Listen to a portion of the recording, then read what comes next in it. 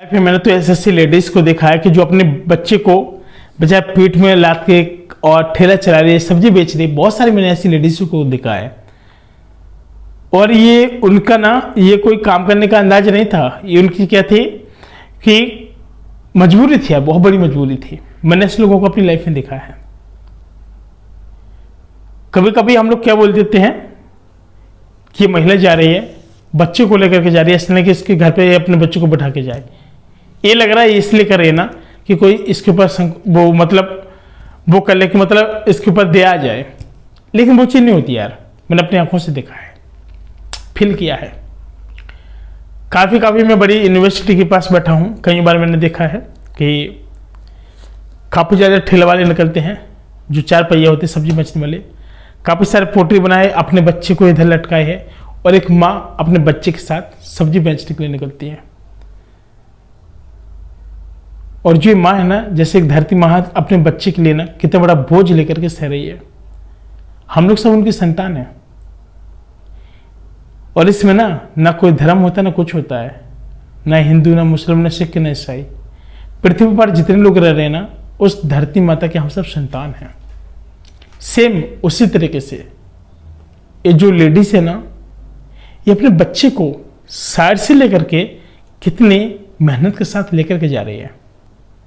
और जब ये सारी चीजें होती हैं अपने आंखों के सामने से, एक दया आती है। लेकिन हम लोगों का जो कदम होता है ना, हम कदम आगे नहीं बढ़ाते ना उसकी हेल्प करते हैं। ये रियलिटी है। एक दिन एक काफी बड़ी जो वो चढ़ान बोलते हैं ना, चढ़ान जैसे हमारे बुंदेलखंड में बोलते हैं घटिया, बहुत बड़ी घटिया, कैसे चढ़ेगी यार ये। तो बेचारे वो लेडीज अपने बच्चे को साइड में लटकाई हुई थी और उससे जो चढ़ान थी वो चढ़ने रही थी। छोटे छोटे 2 मासूम से बच्चे आते हैं और उस ठिलिया में बोलते हैं, माँ जी आप धक्का लगाओ, हम भी लगा रहे हैं। इसके बाद छुट्टी हुई थी ना कॉलेज की, और स्कूल भी था पास में, काफी सारे बच्चे बाहर निकले। उस दिन कहा चलो दादी की घटिया चढ़वा देते हैं। सारे बच्चे आए, मेरे देखते देखते सब लोगों ने कहा आप हटिए। बच्चों ने क्या किया, पकड़ के ना उसको ऊपर तक ले गए।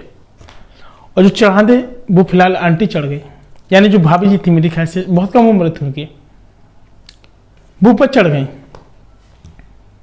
उन्होंने कहा बेटा ऐसे करो, इसमें से केले ले लो, आप लोग खा लो एक। बेचारे ने उन बच्चों को केले दे दिए। मेरे देखते देखते काफी देर से मैं बैठ रहा था, देख रहा था कि दुनिया ना, और काफी बड़े बड़े लोग निकल भी रहे थे, किसने हाथ ही लगवाया। जब ऊपर साइड में चढ़ गई लेडीज, तब एक सामने से एक रिक्शा आता है, उसमें काफी बीमार लेडीज थी। उससे लोग उतरते हैं और आंटी से बोलते कि हमें फल दे दीजिए, 1 केजी केला दे दीजिएगा।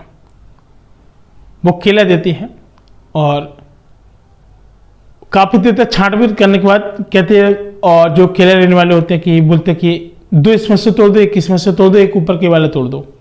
ऐसे जो 1 दर्जन की जो उनकी लच्छी थी ना, टुकड़ों में करवा दे, और वो लेके चले गए। क्योंकि आंटी की जो थी मजबूरी थी ना, मजबूरी थी उनकी बेचने की। काफी देर को मैं देखा, मैं गया उनके पास, मैंने कहा आंटी आप ये बताइए, मैं काफी देर से देख रहा हूं आपको। कह रहे आप कहाँ थे? मैंने कहा मैं यहीं हूँ, पेड़ के पास से था, काफी देर से देख रहा था। और आपको ये डेली जो चढ़ाने पड़ती है, ये आप कब तक चढ़ाएंगे? तो उन्होंने केवल एक जवाब दिया, जब तक मेरा बच्चा बड़ा नहीं हो जाएगा। तो यार सुनते मेरी आंखें नम हो गई यार, कि हर एक माँ को अपने बेटे से एक उम्मीद रहती है। लेकिन आज की डेट में कई सारे जो भाई लोग हैं, काफी 12 लाख 15 लाख 20 लाख का काफी सारा बिजनेस कर रहे हैं, लेकिन माँ की तरफ ना मुड़कर नहीं देख रहे। और एक माँ कैसे उम्मीद लगा लेती है कि मेरा बेटा मेरे लिए कुछ करेगा, लेकिन जब बेटे की शादी हो जाती है तो ना तो वो अपने बाप को मुड़ के देखता है, ना अपने माँ को मुड़ के देखता है। ऐसा क्यों? और बल्कि जो लड़की होती है ना, वो अपने माँ बाप को मुड़ के देखती है, वही फिर सब कुछ हो जाते हैं। बताइए जरा, अगर इस दुनिया में ऐसा चला तो फिर क्या होगा? इसके बाद मैं उनसे पूछा कि आप कितना रुपए कमा लेते हैं? आप तो इस हालात से गुजर रहे हैं, कितने कमा लेते हैं आप?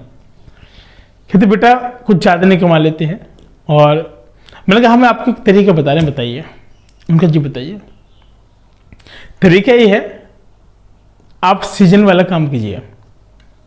खरबूजे का काम आए खरबूजा बेचिए, और चमड़ी का काम आए, खीरे का काम आए, सीजन सब्जियों की आए आप उसको बेचिएगा। तो उन्होंने कहा कि ठीक है हम तो सब काम कर देंगे, लेकिन इसके लिए पैसे की ज़रूरत होती है, एक मोटी रकम की ज़रूरत होती है। तो उन्होंने कहा कि आखिर वो कौन सी क्या चीज़ है आप बताइए। तो उन्होंने कहा कि अच्छा वैसे कितने का पैसे से इसको स्टार्ट किया जा सकता है, सबसे बड़ी चीज़।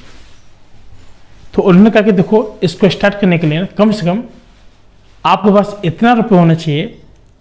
उनसे कहा कि कम से कम आप अपने सीजन बाय सीजन आप हर चीज़ को खरीद सकें।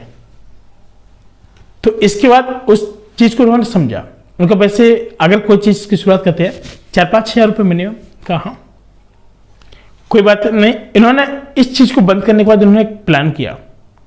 इन्होंने तुरंत एक जो ठेला था ना, सुबह सुबह मॉर्निंग उठते चाय बना करके बेचना शुरू किया, बिल्कुल सुबह और शाम को। और फिर इन्होंने एक अंडे का ठेला लगाना शुरू किया, और देखते देखते ना इनको जो सजेशन दिया गया एकदम परफेक्ट था।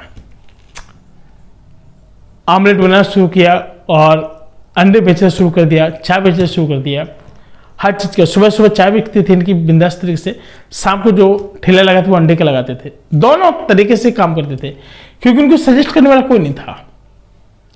बच्चा था काफ़ी, 6 महीने बाद जब हम लोग दोबारा पहुंचे तो बच्चा बैठने लगा था बढ़िया तरह, और वहीं पर मतलब खड़ा होने लगा था।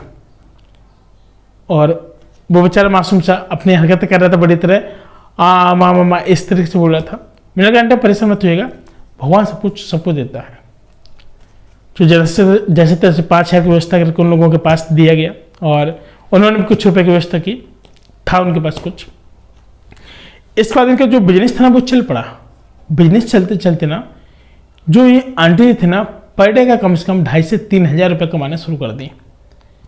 और एक बहुत बड़ी चीज़ थी, पहले उनका ना 150 से 200 रुपये का मुश्किल पड़ता था कमाना, लेकिन आज की डेट में बहुत अच्छा पैसे कमा लेते हैं। तो दोस्तों इसलिए कहते हैं कि कभी भी किसी की कोई मजबूरी हो सकती है और बेबसी होती है। तो आपसे एक रिक्वेस्ट है कि ऐसे लोग अगर आपको मिलते हैं तो इन लोगों की जरूर हेल्प करें यार। और इनकी हेल्प करने से ना आपकी सबसे बड़ी समझदारी है ना कि आप अगर किसी के लिए हेल्प के लिए बोलते हैं ना, तो डेफिनेटली कि वो बंदा अपनी लाइफ में बहुत सक्सेसफुल हो जाता है।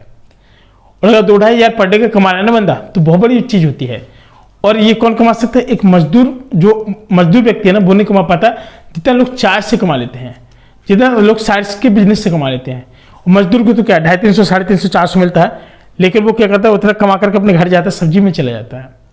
तो इसलिए कुछ ऐसा सोचो, आजकल 200-400 रुपये से कुछ काम नहीं होने वाला है। ऐसा सोचो कि आपकी लाइफ चेंज हो। तो इससे फिलहाल आपको बता दें कि इन जो आंटी जी थे, इनके जो महीना था, कम से कम ये समझो कि कम से कम इन्होंने जब 2-2 हज़ार रुपये पर डे का कमाना शुरू किया ना, कम से कम 50 से 60 हज़ार रुपये इनका जाना शुरू हो गया। तो दोस्तों ऐसे बिजनेस के लिए ना आप लोगों को समझना चाहिए। और अगर आपके साथ भी ऐसा हो रहा है, या फिर कोई आपके आसपास ऐसा हो रहा है, कोई आपकी मजदूरी का फायदा उठा रहा है, तो बिजनेस को छोड़ के ना कोई दूसरा बिजनेस ऐसा करो जिसमें लोग आपके पास आए। दोस्तों फिलहाल आज के लिए इतना, मिलते हैं कोई नए वीडियो में, तब तक नमस्कार, जय हिंद।